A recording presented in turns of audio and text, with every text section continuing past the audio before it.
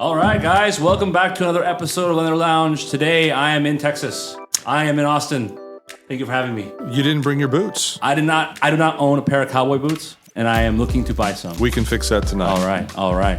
So for our audience, I'm currently here in Austin visiting our clients, and I wanted to make sure that we recorded the best voice in hard money I discovered at Innovate. Voice for radio. Also, face for movies. I think it's a face for radio, maybe a voice for radio. We'll see. But we wanted to make sure we recorded an episode down here. And while I was in Austin, I've been paying clients a visit, but I wanted to make sure we recorded this episode with you, Vince. Thank you for joining us. Please introduce yourself to the audience and let them know about the company, and we'll get into it. Thanks, Kevin. Thanks for coming down. Vincent Balagia, Stallion Capital Management. Kevin, you came down on our 14-year anniversary. Yeah, that was crazy. I saw these balloons. Yeah. 14 years. 14 years, yeah. To the date. To yesterday. That's fantastic. But, that's a long time. It is a long time. Yeah. I got a lot of gray hair, but it's good, You're man. still looking good. That's right. Just from InWorks. Yeah, So it's good. 14 years of business. Now, have you always been private lending, hard money only, or have you guys were you guys originally builders? Like, what did you start doing before Stallion Capital Management, the private lender? So we have been hard money the whole time, and really over the years we have gotten into building, done some of our own projects in Austin and really around the state, and then done some equity placements here and there, and that's actually something that we might be getting into a little bit more over time. Yeah. And so let's go back. Let's rewind the clock 14 years ago. So when you guys were founded, that's 06 then?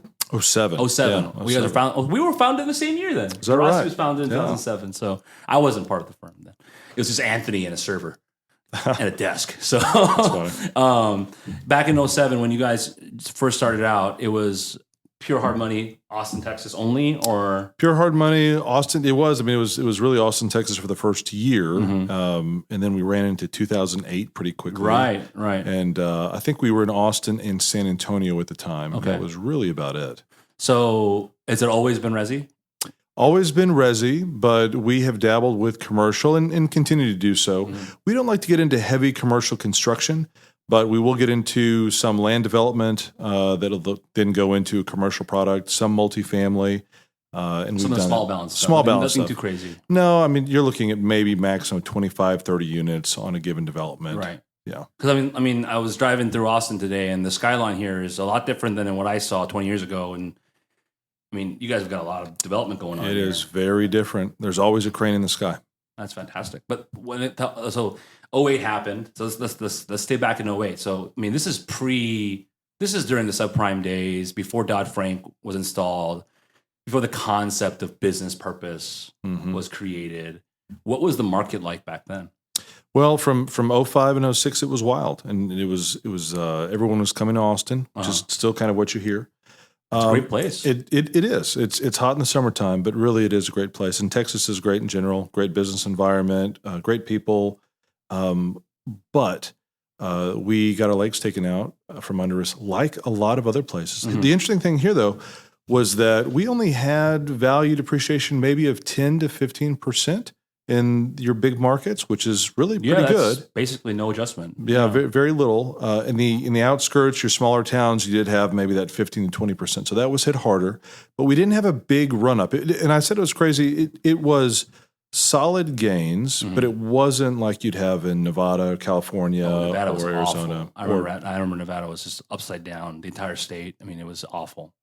But back then, was it fix and flip or was it? It was fix and flip, but it was also new construction. If you look at Austin, it's always kind of been a new construction town. Some of the other cities in Texas, not so much so, but Austin, people like a new product with everything, not fancy, nice technology, because it is a tech town. Yeah, and so they want the houses to be efficient. I was noticing this that there, even in like the suburban parts, I didn't see a lot of like master plan type communities. I saw a lot of custom homes. It's true, yeah, right? And a very spread out, big lots, right, and very beautiful looking homes. And so when you're dealing with a borrower here, even back then, their goal was to buy a piece of property, tear it down, build it. Usually so. And what you saw, for those that are familiar with Austin, East Austin was an underdeveloped area. And so people were going in there and buying homes that had been built 50, 60, 70 years ago.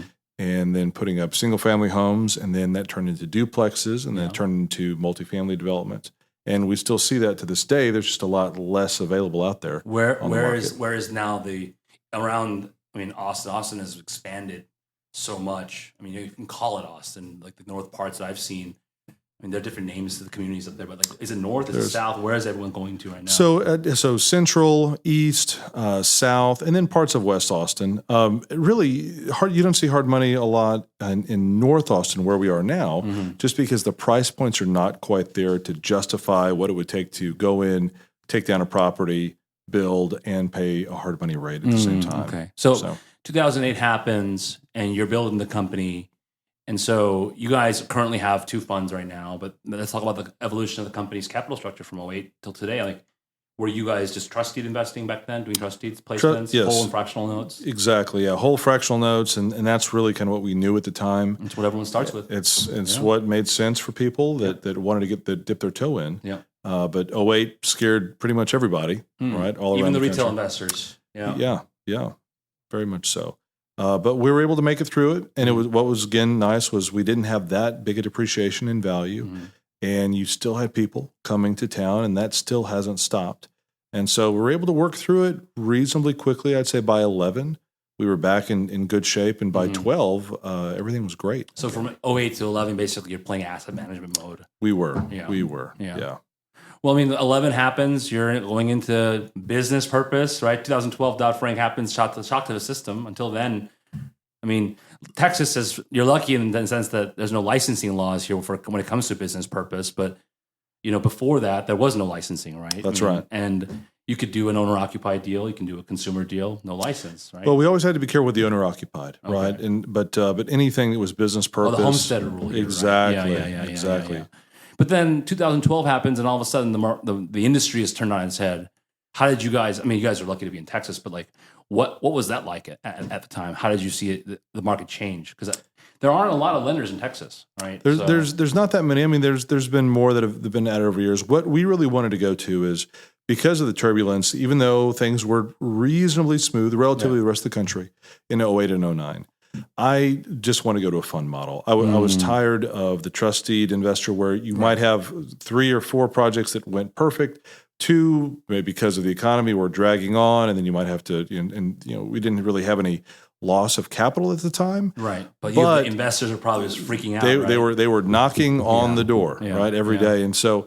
Really, I'd rather have all the investors have the same story, which would be a positive story, than some loving us, than some saying, "Well, we didn't get the returns that we should have received." And so we went with a fund model and really haven't looked back. That was in 2012. 2012, okay. Right? So you adopted it relatively early then. I mean, I would say it was still kind of it wasn't a new concept back then, but it wasn't that popular back then. I think a lot of folks still wanted to do trust deeds. There wasn't any institutional capital by any means, but trust deed and fractional was still a huge trend until I want to say 13 or 14. So you guys were ahead of the curve a little bit. But a little bit. And the thing is, we did continue to go fractional for a few more years. And if I could go back, and this advice was given to me, that I would have probably just gone pure fund at that point, because still those fractional loans, if they do run into a problem, they can have a drag just on the business itself. Yeah. And then if you have a common... It's one asset. It's one asset. Yeah. And if you have common investors between the fund and a fractional loan, then that's a problem. Oh, yeah. Right? So the fund is almost always a better vehicle unless someone just really wants exposure directly to the real estate. Right. I always feel fund is better. Now today, it's such a different story, right? I mean, today in 2021, everyone's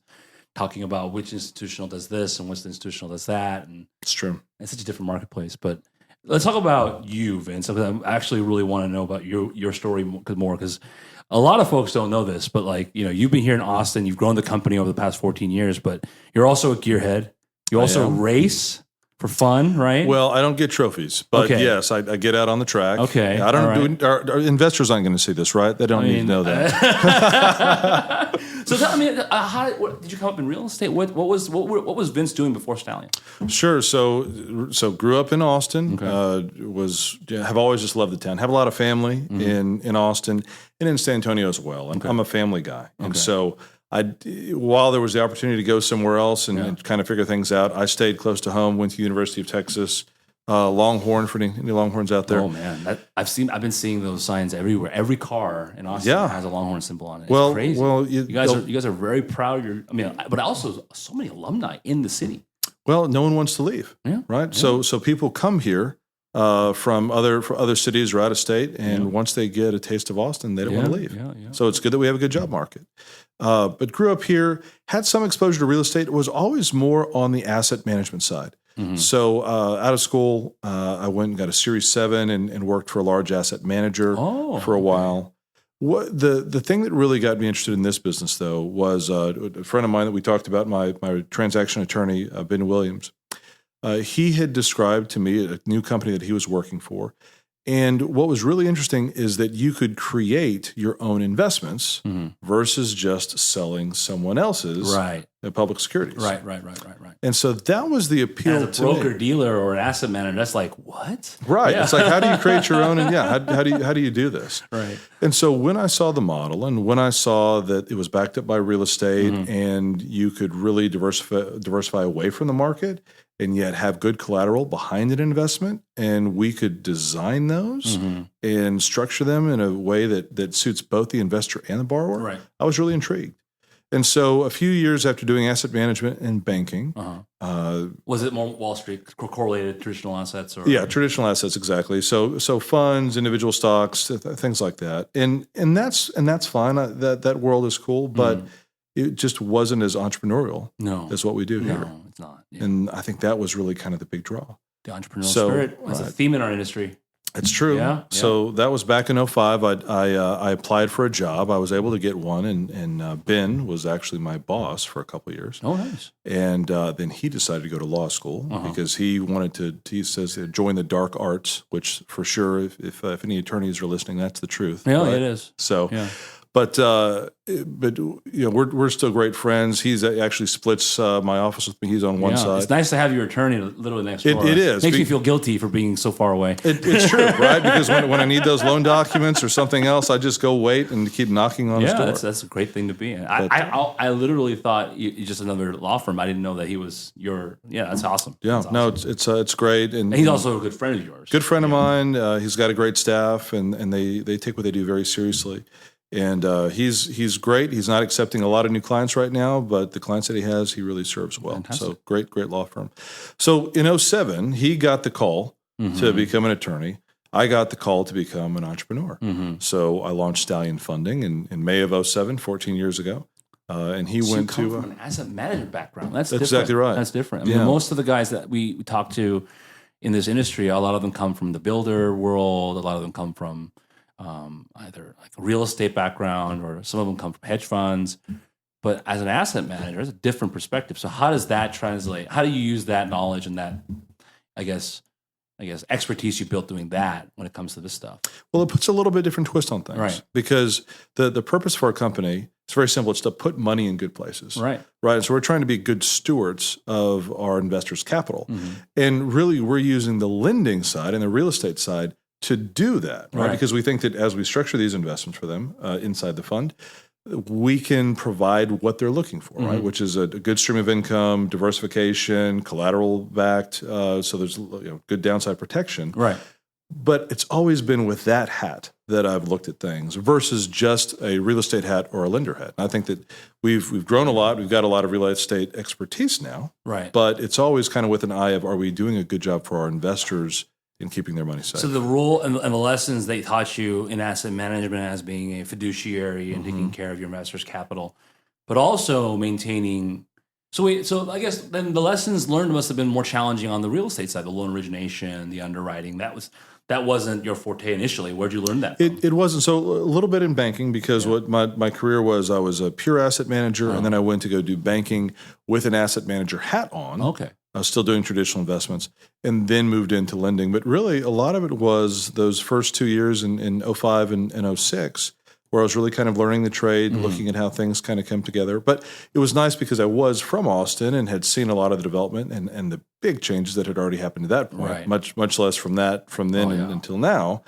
And so I had some familiarity with it and had some realtors in the family. But didn't have... Oh, that must help a lot. It helped, but didn't have a pure real estate background or even a pure lending background. But I did my best to catch up as quickly as I could. And that's interesting. So from a capital standpoint, you have a lot of interesting skill set. You're picking up the real estate skills and the lending underwriting skills.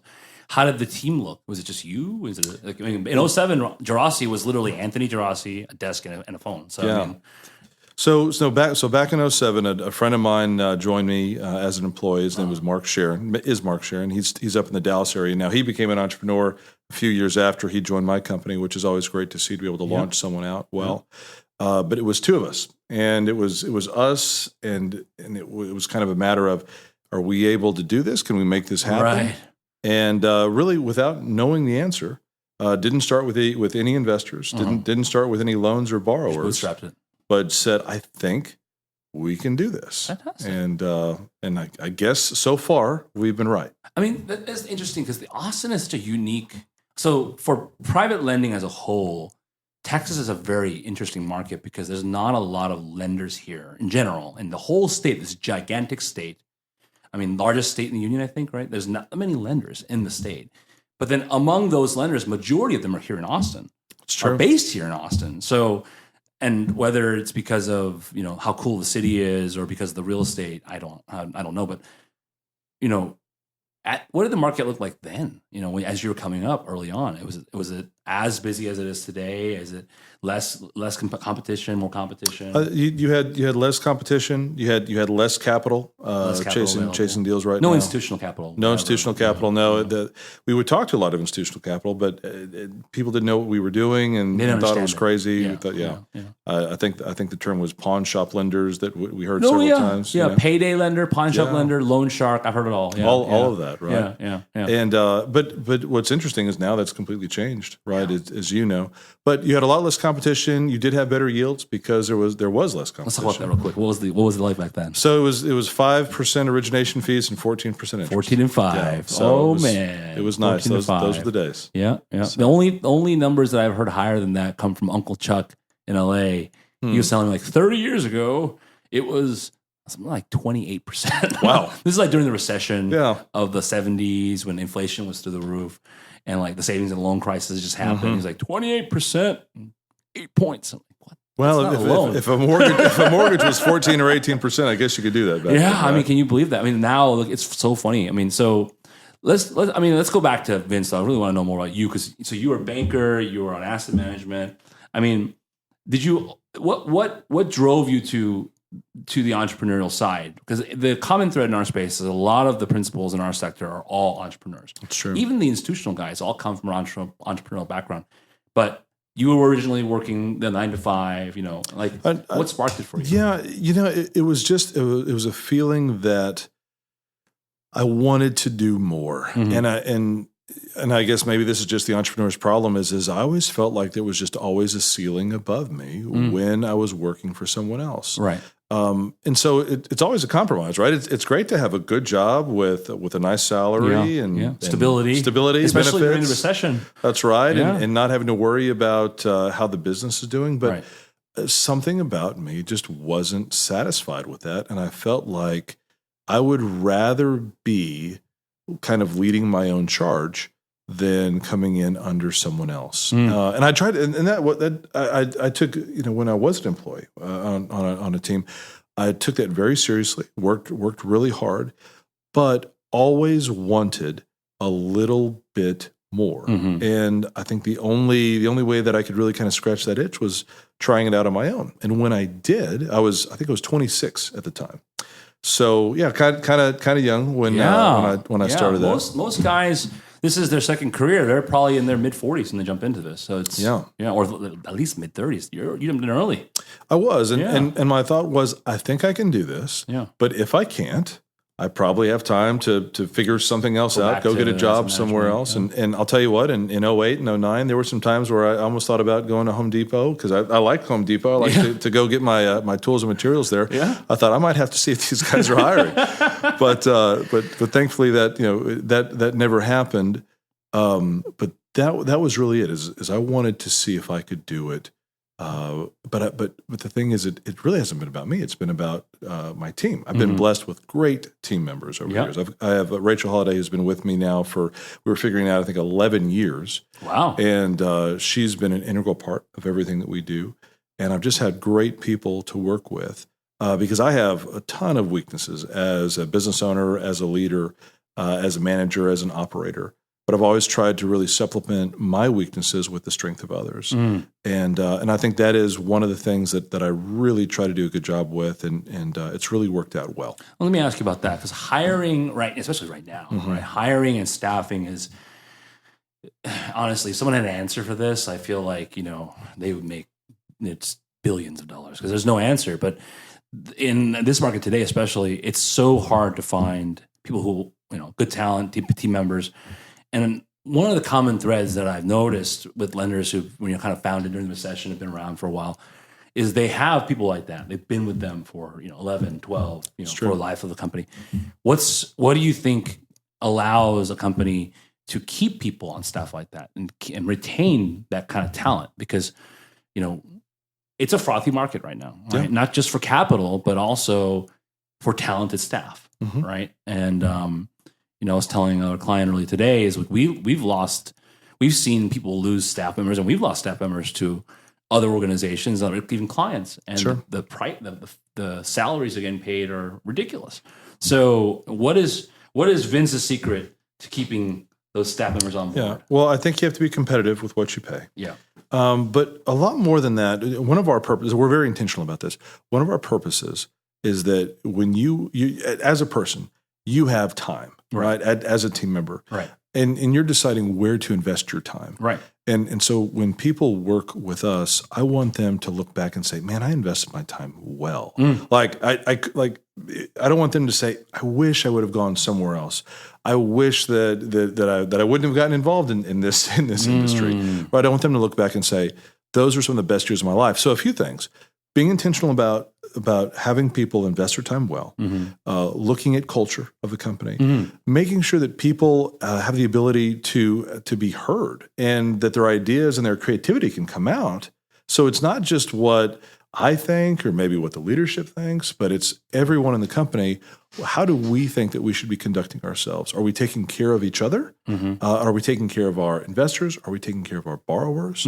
Is everyone benefiting? And I think that when we have that goal of wanting to be good to everyone involved, I think people are looking for making a great place to work. It is. Yeah. I mean, money is important, and sometimes I can't compete. We lost a valuable team member who a development company came and scooped in and doubled his salary. Yeah, it's just one of those things. You can't compete with that. And sometimes you can't. Yeah.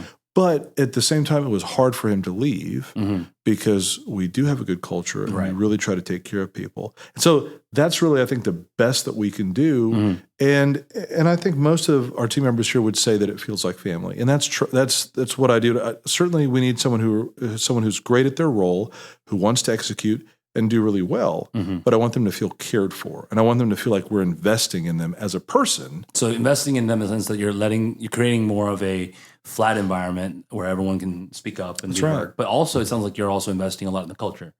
So tell me more about that. How do you describe Stallion Capital's culture and your approach to that? Well, we like to be very upfront about it. So when we're in the hiring process, we have 6 core values: relationship, stewardship, care, improvement, humility, and ownership. Okay. Right. And so when we're interviewing, we're looking at all of those aspects, and we're asking people why don't you write about these things? What do these things mean in your life? Oh, okay. And let's see if those match up to what they mean. The perspective on what those values are. Exactly. And those were selected, over years. We had the first 5, and then we added ownership because we realized that was such an important thing for us that someone would come in and even if they aren't the owner, they act like it, right? And they want to drive something forward. So they're willing to pick up the ball and go score, even if they can't see all the way to the end zone. And go above and beyond because they're thinking like an owner. Exactly. And so we've really tried to make that a part of the culture.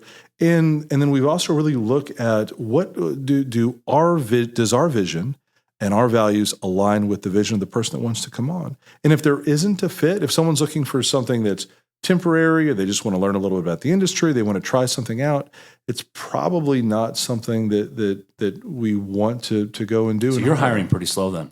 We are hiring slow. Yeah. We have I don't know, probably 3 to 4 interviews before an offer is made. Try to be social with people, and then see, can we be friendly and friends? Because if you look, I feel bad for my assistant. She has to spend a terrible amount of time with me. Yeah, we had better be able to get along fairly well. I mean, right? You guys, I mean, that's so important. We help us at the office, like at Jurassic, we spend more time with each other than we do with our families. So you better fit. If you don't fit, we got a problem. That's right. Yeah. And then I think you also have to listen to people, though, right? So if someone's going through a hard time in their life, or just something is unfulfilling about their job, I think not ignoring that, but facing that head on to say, what can we do? Because if typically they're going to be someone who we really care about. I'd hate to lose anybody. Let me ask you this though, in that same vein, right? Yeah. We've had this challenge before, where it's not the employee culturally they're fine, they get along well, but they're not willing to really speak up, and they let that fester and fester and fester. And sometimes you can't control that, right? Some people are like that. Yeah. And then you have to go and dig. So one of the things that's been helpful for us, and really I recommend for a lot of managers or business owners, is we take personality profiles. And probably my favorite. Which one do you guys use? So we use DISC, which is okay. Yeah. And then we use the Enneagram, which I really like. What's it called? Enneagram. Okay. Yeah. So ENNEAGRAM. Okay. It really gets down to motivations, why people do what they do, why do people communicate, why are some people peacemakers and they don't want to speak up, and why are some people challengers like me and they can't shut up. So what's your DISC profile? So I'm a D. Yeah. I'm a D with some C on it. Okay. And then for those that know the Enneagram, I'm an 8 wing 7, which means that I get myself into trouble all the time. But I always think that I can get myself out. I feel like that's the same as Anthony Gerasi. So Anthony, if you're listening, you might be. But all of us, actually, Nima and Anthony and I have all kind of over the years become more of depersonalities, becoming more managers and ownership type people. We have no choice. That's what happens. You have to do face issues head on. You do. Yeah. I mean, I got into this as an asset manager and then somewhat as a lender, and then I've had to really kind of turn into a leader and a manager and someone who does go and really take someone's temperature. And sometimes you're right. Sometimes you'll say, "How are things, Kevin?" You say, "Oh, they're great." Yeah. Are they really? Because it doesn't seem like it. Yeah, it seems like something's up. What's going on? We get that a lot, and we see that. I mean, not just not just within the organization with employees. We want people to be open, but encouraging them to be open and then digging is 2 different stories, right? It's true. And that's how you invest in your people, though. Right? Is am I willing to actually dig? And those folks feel loved. They do. Yeah, they do, and they feel taken care of. Have you ever had to force someone to take a vacation? Yes, I have. Where I've said, I'm watching you. I can see what's going on. You need to back up a little bit. You have to take some self-care, right? Because this can be a very stressful business, right? In the industry, and it's fast-paced, and that's not healthy if you're trying to sustain it. Right? No, we need margin in our lives. I tell people here, and they don't always listen, right? But I say, you need to run at about 80%. Anyone can sustain 80%, and sometimes you're going to have to go to 90 or 95 or 100. But then you need to come back down to 80. Because there are those guys who just want to, and gals who just want to run at 110 at all times. Sure, and just take everything on, and then. You can't do it forever. A couple months in, there's no, it happens. It's true. Yeah, but then there's some people who are really, really good at doing it, and I just wonder though, like, are they just a glutton for punishment? well, sometimes, but I think we all need boundaries in our lives, right? Absolutely. And that's one thing is if I see someone spending too much time at work, or they're just too involved, I say you need to take a step back. You have a family, you have a life outside of work. Right.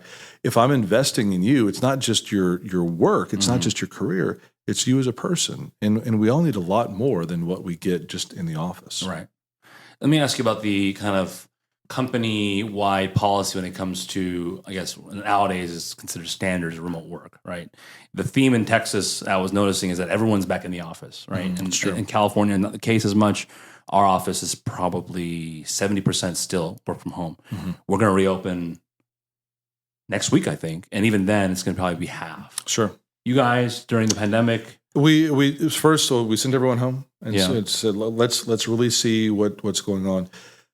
I really couldn't take the break, and I've got little ones at home, and so I kept showing up. And then we did, and then we would have people. We'd have more team members come back in, and then I think really what it came down to is everyone wanted to be here in that culture. Right? Yeah. Like we want to be here. We want to be interacting with each other. We're interdependent. It's hard to do that on Zoom or just on the phone, but we never really had a policy, and so we still have people that are at home, and that's fine because I think we want them to be safe and to feel safe. But at the same time, I don't feel right stopping someone if they want to come in and engage. The nice thing is our building and everything else, it's really just us. We don't have a lot of clients coming in, not a lot of borrowers. We do a lot of things outside the office. And so I feel like we've been pretty safe here, but I didn't want to. I don't want to dampen what we're trying to accomplish together. Right. No, that makes sense. I mean, so that was my want to go that way, but we got some issues in the office of fear of the virus and stuff. But before the pandemic, was it always just everyone was in the office? Everyone was in the office. No remote employees. I mean, we're so a lot of us might be out in different cities. So we might be traveling or in different cities. But no, it was always this room, our conference room, gets packed every Tuesday, and people I feel like want to be here, and they like that camaraderie. They like knowing that what they have to say really matters, right? And so it's hard to keep people from being here. And that what they say matters part, right? And it's an interesting thing as a company grows, people feel less inclined to speak up. It's true. And how do you at the company now? You guys have grown significantly. How many people now on staff? 15 right now. 15. So and that's pretty lean. It's still pretty lean. That's still pretty lean. I like still pretty lean. But with 14 people, you kind of get that group think going and that awkward silence going when the boss is talking. How do you overcome that? You have to ask questions. So you have to say, "What do you think about?" Yeah, I mean, I'm a spot putter. Nice. I don't know if that's a no. I love thing, that. Right? I love that. But I say, what? So if I see someone that maybe isn't paying really attention or hasn't really said something, I'll say, "Hey, Rachel, what do you think? Megan, what do you think about?" So they're going to be. They know they're going to be put on the spot. So they got to be engaged. They do right because and that's just one thing. I try not to have too many meetings, but on the meetings that we do have, I want people to be engaged because I want to hear what they have to say about it. And that's just it. We've had people that have been here for a long time, and if that's the case, they should have a lot of experience and a lot of knowledge. Right. I don't want it to be just what I think or what a few people think. I really want to leverage all of our knowledge and all of our experience. And so I do. I put people on the spot. And that's healthy, I think. And that creates engagement and forces people who normally do not want to speak up out of their shell a little bit. It's true. Then I think they get the benefit and the reward of being engaged and being a part of the process. Well, and I think a couple things there. They have to know that what they say is valued. Right. And they also have to know that it's a safe place to come up with some crazy ideas or make suggestions that maybe we don't take. Right. But we want to hear what they have to say. For sure. Right. For sure. And if you've got good people, they're going to bring a lot of value. So a lot of this stuff doesn't come naturally, right? At Jurassic, we had to hire consultants and do a couple different training programs, and Anthony joined EO and all that other stuff. Did you do anything like that? Or? Yeah, so I've been in this organization called C12 for many years. It's a Christian business organization where we get around a table like this once a month for most of the day, and we talk about all these business issues. And it's not just a bunch of finance guys. You have a roofing company, lumber, office furniture, attorneys, just from all the different aspects. Same problems, though. Same problems, exactly. Right? Because we're all working with people. We're all trying to grow our businesses. Right. And so that's been a big deal. And then we also have an executive business coach that we bring in once a month. The guy's name is Rob Lynch, and he'll meet with our leadership team, and we get to fight about everything for about 4 hours a month. Nice. And we bring it up, and then he helps guide us on the path of, okay, where are we wanting to go? Are doing everything we can to get there. So he's mediating discussion. He is mediating, and but also putting structure behind it. Right. Right. So we're cheating a little bit in that it's not all about our internal processes. We can borrow some processes from the outside, but it's been very helpful for us. No, I really think that's awesome. I mean, a lot of people think they have all the answers, and it takes a certain person to understand this stuff is does not come naturally. Now, the older I get, the more I realize I don't know everything. And that's the right way to look at it, right? And I'm the same way. I'm like, and my wife always asks me, like, you used to know everything, and now you know nothing. Like, that's true. It's true. I don't have an answer. I don't know, and I'll find out. The more we experience, the more we just understand. There's just so many things that we don't understand. And it's okay not to know things. Yeah, it is. I think it's good to be curious, right? And I think, and that's just one of our core values is humility, right? And so if you can humbly say, I don't know the answer, and I'm not even sure where to look, right? But maybe we can go find someone that does, and be willing to go listen for that person, right? Sure. That's a big deal. Sure. And did you guys install this kind of consultancy and you joined C12 very early on in life cycle of Stallion? We did. So C12 I've been doing for about 11 years, and then Rob, I think that's been at least about 2.5 years now. And there's just a cadence of it. Right? Did those values come from C12 or did they come from Rob? No. So the values that we have really came from us. Okay. Because I wanted to look because I think you can create core values that might be aspirational or something that sounds good or looks good on a piece of paper. But I really think it's about the people and the culture that you actually have. Right. So when we were coming up with those values, we said, what about our organization do we really want to embrace and cultivate? Right. What are the best What are the best things about us, not someone else? And that's really where it came from. That's why we added that 6th core value of ownership later, because that was one of those things. Gosh, we care so much about this. How is this not a core value? It's a fluid concept. You're evaluating your values every year. We are, we are, and that's healthy. I think a lot of people will set up their values and they kind of just like don't think about. They're not critical about them. Well, I think they have to be real. Otherwise, what do they matter? Right. And so that's what. So when we're hiring that way, when we're reviewing them, and one thing we do at our team meetings that I think has been really kind of a game changer is we'll give each other a little awards based upon core values. We do the same thing. Badges. Right? We do badges. Yeah. So we do these little cards, and then we have drawings on the cards. We put the cards up on the wall. Yeah. But even this morning, I gave out a care value. So we had a ropes course, team builder on Friday. And the person that put that together, I said, you're doing a great job taking care of everyone else here. That is one of our values. Go and put it out there. We would not be the organization we are today without doing the same things. And, the people that we've attracted who are, I call kind of lifers, like they live and breathe the company. And, and I don't think we would have those people without that kind of intentionality to those types of things. Let's go back to the lending business now. We talk about this great organizational leadership and values, and I could go over this stuff all day. But the industry is also something that's really important. You guys were and still are a very dominant force in Austin. You've got 2 funds now. Added the REIT. 3 funds now. Yeah. Added the REIT. Now, where are we headed going into 2021? Right, you're still doing a lot of resi. You're still doing a lot of construction. Yeah. Right, we are. You guys had an open mind when it came to the assets you were doing. Right, you're open minded to doing small balance commercial, a little bit of this, a little bit of that. No crazy stuff on the high end commercial stuff. But now we're kind of out of the pandemic. Right, it's true. Austin is hotter than it ever has been before. Texas in general, Texas is good, super hot right now. And during our episode at Innovate, you were talking about we're kind of laughing because New Yorkers and Californians are all coming here. It's true. Yeah, and so what is your perspective looking forward in the next 6 months, the rest of the year, and then going into 2022? So I think I'll start with residential. Yeah. I think it's going to be very strong. One of the things that I always look at is supply, right? Because what I don't want to see happen is what we had in 2005 and 2006, where you had an overheated market and you had a bunch of supply come online, and then all of a sudden the demand dried up, and you had all these properties everywhere going for pennies. So that's what I look at first. It has become difficult to build in Austin, Dallas, Houston, and San Antonio. Why is it difficult? Well, one, from a regulatory standpoint. Really?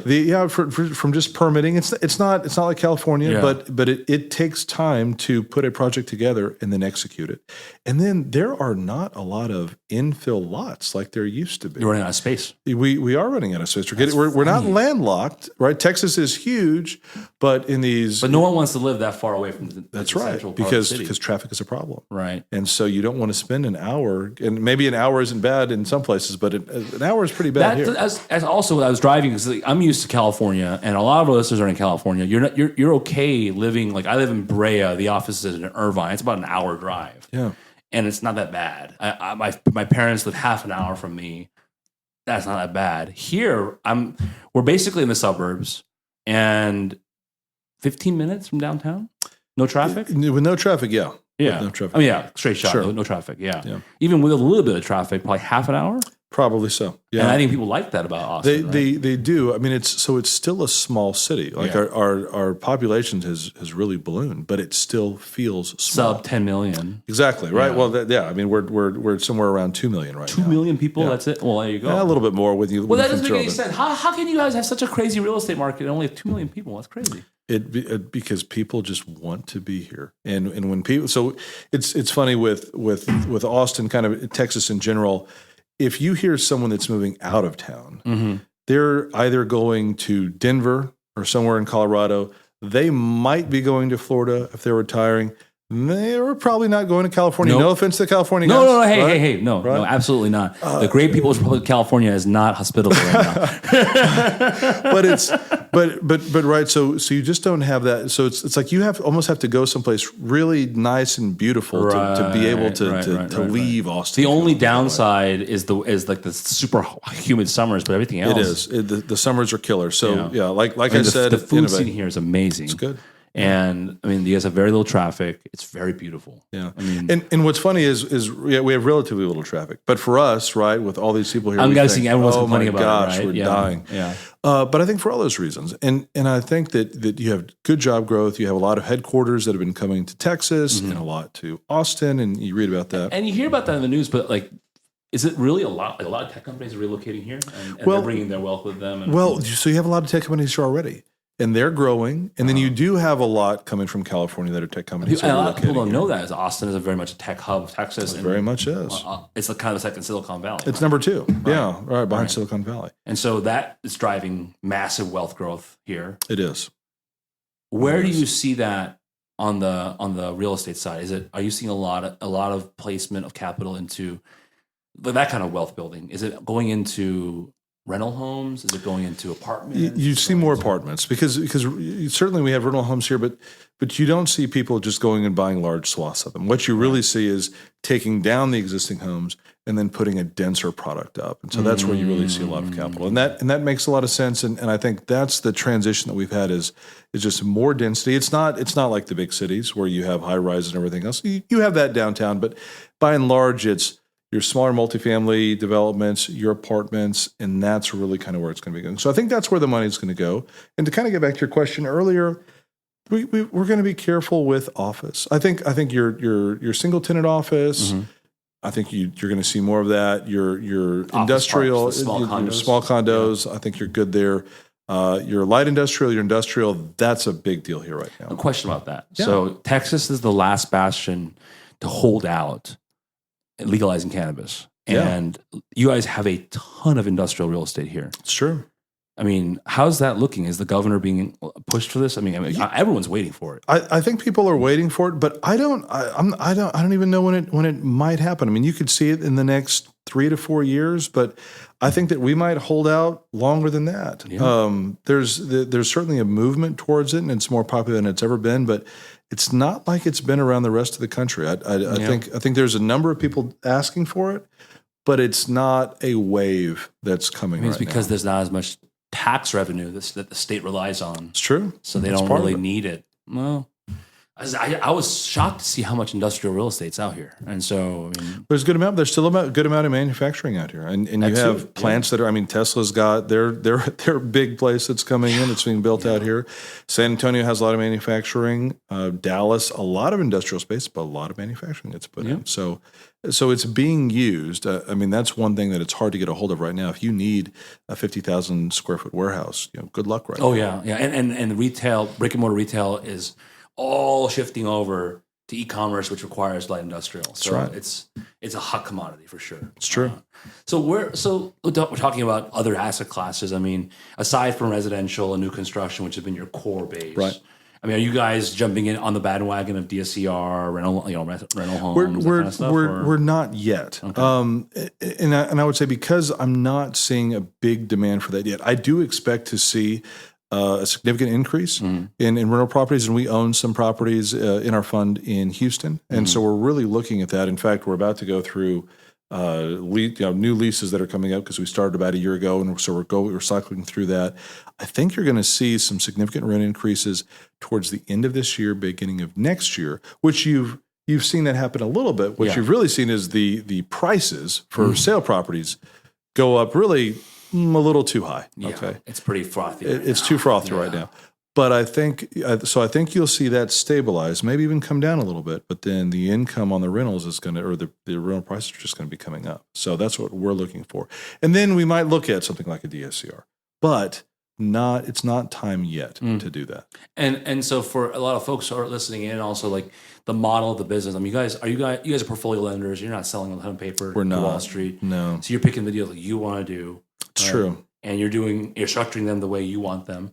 Right? It is because I'm still stuck on that asset management side, right? Is I'm not looking at, okay, can we print some paper and then sell it out and get a little bit of a spread? Right. That's just never been our model. It's instead, can we create our own investments that we really believe are good? But you must have been tempted over the years. I mean, Wall Street has been hitting this market hard. Austin, it has. They love Austin. They love Texas.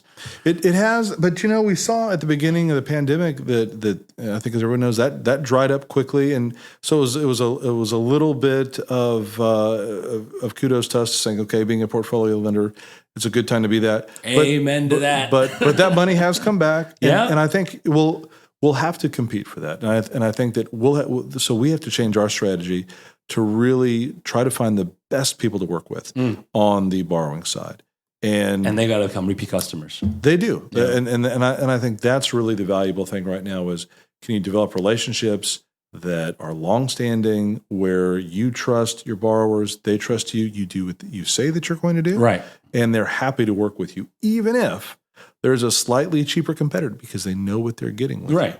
And I think that's been the nature, that's been the core. I feel like that's the cornerstone of private lending. And we're losing that with all this commoditization. It's true. And it's all about that. Can you get it done on time, on budget, at what you said you're going to do? It used to be kind of, to me, it was the cornerstone of our space, like repeat business. Borrowers will pay extra because they want to get this closed in a week or 2 days, or 3 days, whatever it is. And we're losing that a little bit. We are. Yeah. And it's on portfolio lenders like yourself to keep that truth alive, I feel. I'm doing my best. Yeah. It's hard because money is green, right? And so if you're paying less for it and it's become a commodity, that is hard to compete with. But that's why I really want to bring the relationship, right? Yeah. Our top core value, relationship. So whether that's with investors, whether that's with borrowers, that's what I'm really banking on, is to say, can we do everything we can to help you out? Mm-hmm. Will you stay loyal to us if we're treating you right? How much of your borrowing base is repeat? Probably 60% or so. Wow. Wow. Quite so right now, Stallion is focusing. I mean, I remember talking to you about this before. You were planning to expand to a few states, and then coronavirus happened. It's true. You became conservative about where you're going to lend for a little while, your geography. Now that things have kind of settled, and we're seeing a lot of activity in a lot of these what used to be secondary market states, what's the plan? Are you guys looking to expand? So I think we'll expand into cities across the country that we like, that we feel like they have. But cities specifically. Cities, not even states. And I think we'll go very slow with that, because there is one thing about being local, right? You know your local markets, right? Being able to drive to a property, even though Texas is a big state, right? You have all of our lending areas are within 3 hours drive. Right. That last thing you said, up and down 35. Up and down 35, and then over to Houston. Right. And so it's kind of this triangular diamond, depending upon how you want it to look at it. That really makes sense for us. And because we have all this population growth, and we have a lot of people in that diamond, and even have some secondary cities in there like Waco that everyone's seen with Chip and that's interesting. As I was talking to a lot of people today about Waco and like how it used to be a joke, and now it's a place, fantastically growing city. It is. I have a lot of friends that have moved to Plano. Is that how you pronounce it? Plano, yeah. Namely because they've got a Cree market there, and just north of Dallas, right? So you have all this growth in Texas. So I don't think that we have to have a big expansion campaign into various other states. Right. And I think that it's always important as a lender that you really know what the laws are, where you're lending. Yeah. And in Texas, we have very favorable lender laws. All your best laws in the country. Right. For those of you who don't know, 30-day foreclosure process, non-judicial. No license necessary to lend here for business purpose. The only thing you guys have a weird thing, the only weird one is the homestead rule, right? That's the homestead, it makes it difficult. Yeah, that's that one little wrinkle. But everything else, I mean, the best state to lend in by far. So, I mean, but that's also an interesting segue is everybody wants to lend here, right? And that customer base, right? And with all that new, people coming in and new borrowers flooding the state, and new realtors all of a sudden flooding the state, right? How do you guys stay competitive? We try to be out there, right? So one thing we're talking about today is the fact that we are a local lender makes a difference, right? We're a Texas-based lender. Right. We've always been here. We know the people that are here, but everyone that's coming in, we need to introduce ourselves to as well. So, when we see those California license plates, sometimes some people will throw an apple at the car, but we'll say, come and meet us. Where are you from? And welcome to Texas. We're a very welcoming state. When people come and visit, they say, "Gosh, you guys are pretty nice." You say howdy, and you have some strange hats and boots, but but in general, we actually have like not it. seen a cowboy hat my entire time true. here in Austin. Although I have seen a lot of cowboy boots and a lot of cowboy stores, but I've not seen a single cowboy hat. Sometimes we just have to pull it out just to keep it real. Yeah. But you'll I see saw a rhinestones little earlier today, though. if you might have to go to Fort Worth to really see a lot of cowboy hats, but we have rhinestones too. Not a lot. Yeah, not a lot. I mean, I gotta say though, with all the population growth in Texas in general, it is the move to stay and focus on the local economy and the industry. But you gotta be tempted. I mean, it's gotta be tempting, right? And the yield right now in Texas is shrinking. It is, and it's been shrinking over the years. It was 14-5 is now 10 and 2, maybe 3 and 11 on a nice deal, something like that. Right. But sure, but a lot of competition, a lot of yield compression. Right, and so I mean, everyone's talking about Tennessee right now, Nashville. A lot of folks are talking about North Florida, the Carolinas. Right now, not on the radar. I think there's good opportunity there, but I don't think that we have maximized where we're at. And that's really my strategy. Own your backyard. Like really own your backyard. Yeah. And then if you own your backyard and you have more capital and you're looking for more opportunity, then let's go and pick some places around the country that are doing really well. Right. But until that happens, let's be really good.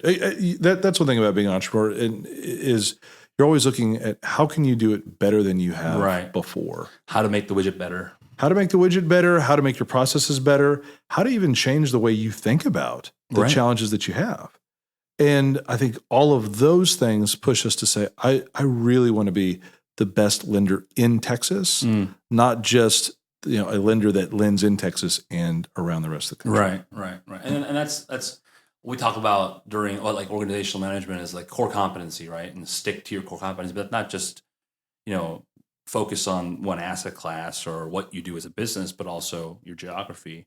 A lot of folks right now are forced to chase yield for whatever reason, and they're taking a little bit extra risk and going into markets that they don't know, and it has burned them. I saw it happen during COVID, but I think I saw it happen before that. So, geographic risk is important to think about, and you guys are visiting all your properties, or at least somehow. That's right? We are, and so when we were at the conference 2 weeks ago now. Met a great gentleman at lunch, and he was telling me how he'd spent half the past year, I think, in North Carolina. Yeah, because they did it seemed like a great deal there. It went into foreclosure. Now they're having to build themselves out of the loan, and I've been there, and I've done that, but I haven't had to go across the country to do that. Right? Yeah, we've done that in Houston or Dallas or here in town, and I'd much rather, when you do run into problems, just keep them local so you can keep your sanity. But also, there's the benefit of now, because of the concentration in your market, these builders, these vendors, even the guys who are swinging the hammers. It's true. Yeah. And we want it, but we want to make those relationships even stronger. Right. So yes, we've done business. Maybe they're a former borrower. That's really the shift, is I'm trying to get to know them as friends and colleagues and say, what can we do to make your business better? Right. Here's what you can do to help us and work together. So how are you guys, marketing-wise, are you guys doing, digital is all the rage right now. It's the rage. A little bit of it is secret, okay? A little bit of secret sauce. But it's the idea of if we really know who we want to do business with, people that aren't our clients yet, right? and we can be in relationship with them and be in contact with them on a regular basis. So I was going to ask, are you doing in-person hangouts, meetups? So with COVID, not yet, but the plan is to. But not only that is really just kind of in-person visits. Let's go hang out. Let's see what you're doing at your job site. Right. And, I think a lot of developers, a lot of builders would love to give a property tour if you'll take the time to get out there. So it takes a little bit more boots on the ground. But I think that you can't do that if you're national. Yeah. You can't do that. Yeah, no, that's important. So site visitation, but you're spending quality time. Basically, it's a quality time campaign. That's kind of yeah. That's a good idea. That's a really good idea. I mean, that's kind of the reason why I came out to Austin before the conference in Dallas was I wanted to spend FaceTime with you guys, and I don't get enough opportunities to come see your office. It's true, and that goes very far because now I connected with how you guys. What your day actually physically looks like. Yeah. And now I can think about, okay, that's what their office looks like. This is what's going on over there, and it gives me a different sense of who you are as a person. Well, and I think that's one thing that the pandemic has taught us a little bit, right? It's pulled us away from each other in some ways. And so now we have that desire to come close again. Yeah. And so whether it's business lunches and dinners or site visits or meetups, or gatherings, those things are important. And I think that's what we're kind of banking on to continue to grow the business and do a great job. That's awesome. Let me ask you, so the closing question is more back to Vince. Okay. Right, so you talked about the church leadership, men's Christian leadership group that you're part of. We talked about racing a little bit. Yeah. So tell me more about the racing. So what do you is that a hobby of yours? It's a hobby. One of the things that I enjoy about being on the track is it's a little risky, right? You have to pay attention to where you are on the racetrack. You have to pay attention to where the people are around you on a racetrack. When you're doing that, you can't think about anything else. Singular focus, right? Singular focus it requires 100% of your attention. And so while it is somewhat stressful, it's also a great stress reliever because you can really be in the moment. Right. And for whatever reason, I've just always loved cars. I've always loved motorsport, and back in 2012, the Circuit of the Americas was built and delivered. We had our first F1 race here, and it's a fantastic track. As tracks go, it's very modern, very new. It's getting a little older now. It gets a little bumpy sometimes, but to have that literally in my backyard, I can go jump on the track and chase other like-minded people. That's cool. It's How a lot of fun. Out there? I'm probably out there 6 to 7 times a year, sometimes more if I can. And then pretty frequent. There are some other tracks, some smaller things that are around town to just kind of get out there and enjoy it. But Austin really kind of has developed a bigger car culture, which is really, really neat for me because that's just something I've always been into. Right. And the track has helped a lot because there's just not a lot of places that you can go and go as hard as you can and wear yourself out and have a great time with it. And there's so there's no trophies, there's no accolades, but man, it is exciting. But it's also your personal best, and you're tracking your own time. Right, you're tracking your times, and you're pushing, right? You're trying to improve.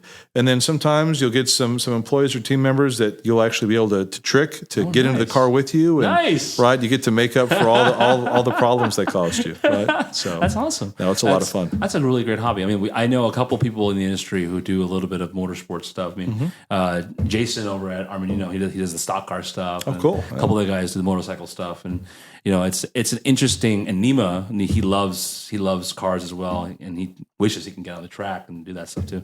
It's really cool to see. I mean, I should introduce you to Rob over in California with Polaris. He's also a track guy. Is he? He's more of the import, like the BMW track racing. But sure, it's still a very cool scene to be a part of. It's all fun, right? Because everyone's out there. They're wanting to be safe. Right. They're wanting to be competitive. But you're all wearing the gear and the collars. We're wearing the gear. And I'll tell you, I mean, these if you go to a new track, it's pretty world class. I mean, it would be, I mean, certainly it's a dangerous thing, but it's not like tracks of old or anything that you see on the street. It's a pretty controlled environment. You've got race control and cameras everywhere, and people, if you start to get out of line, they'll wave a flag at you and get you off the track pretty quickly. So we're going to keep you around for a while then. That's my hope. That's my hope. Make sure we got to keep them around. That's right. Yeah, all right. Well, you know what? I think that's all we have for today. I want to thank you very much, Vince, and welcoming me to your great office and to Austin. I said we're coming down to Austin. You came through, man. I appreciate it. And for all our listeners out there, stay tuned for more live content. We want to bring you more of this. live and in-person content, no more Zoom calls, so we can avoid it. And hopefully we will see you at the next one. And this will be available on all platforms. But our next episode is probably going to be at the Dallas NLE show, at the show. And so looking forward for that. It may be a little bit late. But yeah, Vincent, thank you very much for having us. Thanks for coming down. Always great to have you. All right, thank you very much. And that is all for us today here on Leonard Lounge. We'll see you on the next one. Thank you.